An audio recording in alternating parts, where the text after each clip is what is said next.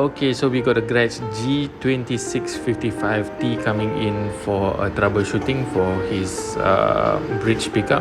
It's not active, so initially I thought it was the toggle switch, which is not the case. After further troubleshooting, I find that the bridge pickup is dead, so we need to replace that. Okay, so watch till the end. Okay bro, I got bad news for you. I just buat troubleshooting tadi. So saya keluarkan this pickup, this existing pickup yang tak bunyi lagi kan, dia attached to this guy. Okay, dengar tu macam tak ada signal, very soft. Okay, I change to the toggle switch sebelah atas. Ada? Tak ada. Ni treble ni bawah. Tak ada? Tak ada. Meaning this thing is not activated at all. Okay? Okay, good.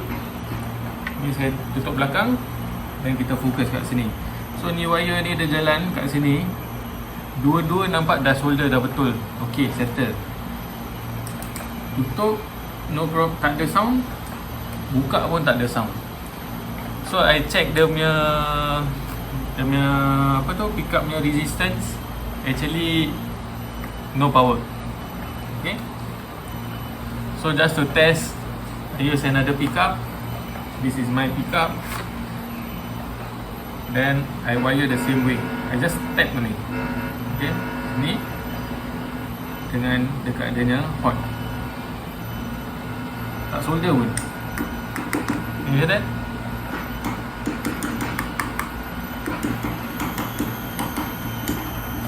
Ada power. So the pickup is dead. So now we know. Let me know what you want to do with it. Okay? Thanks. Bye.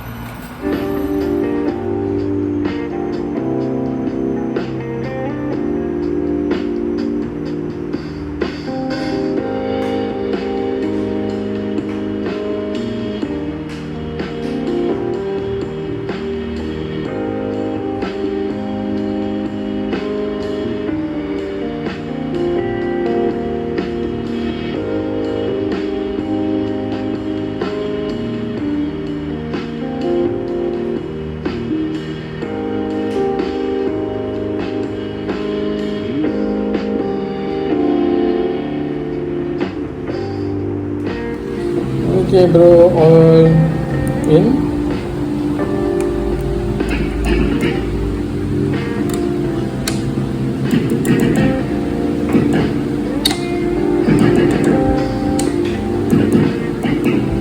Okay, all working.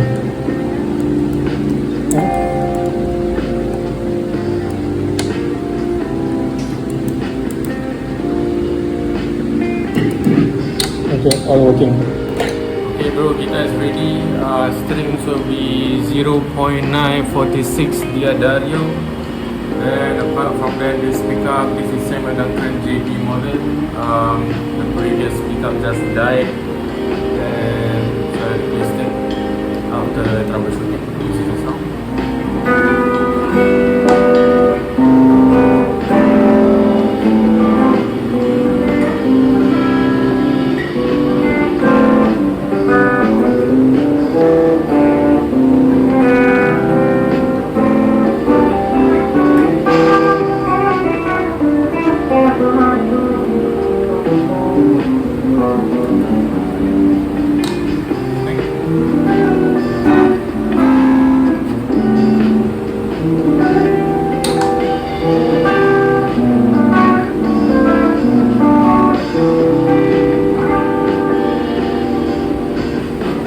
Okay, kita is good. Let me know when you want to pick up.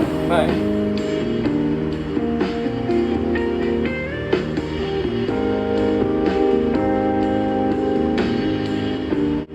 Okay, I hope you like the video. If you like it, don't forget to subscribe. If you want my services, you can contact me via WhatsApp 841-89951. Hope to see you soon. Bye.